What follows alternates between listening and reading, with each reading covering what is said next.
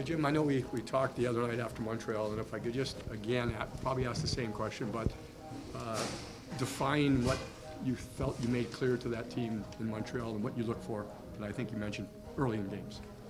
Well, yeah, I mean, I'll just take it back to the game before, the Toronto game, where, after 10 minutes it was clear we weren't ready to play, down 2-0, and it makes it pretty hard to come back. So it was, the last 50 minutes versus Toronto wasn't bad, but we know we probably lost the game in the first 10. So it was a matter of, are we going to show up against Montreal and be ready at puck drop? And so we've had a couple of those. The Buffalo game, Boston, we responded, and my history with this team is they respond typically. So today the challenge is, let's not respond, let's just put some together that way. Does that make sense? Yep. Yeah. Is it a really encouraging sign that despite the good start in Montreal, when you give up the first goal, the style of play didn't change when you went down 1-0?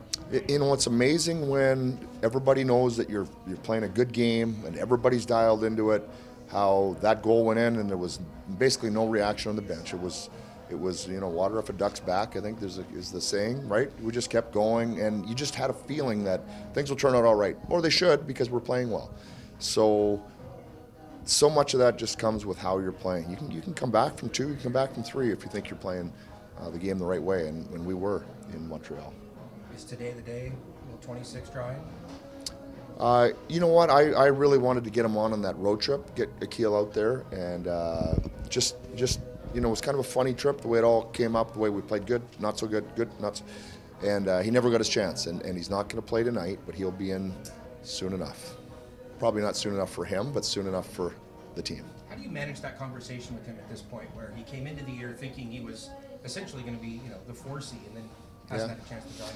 Well, I mean, yeah, you can have expectations, but it's competition, it's competitive, so you have to earn your spot all the time. So he's done a good job. He's worked hard. He didn't make the opening night roster, and he'll get a chance to go in fairly soon and see what he can do.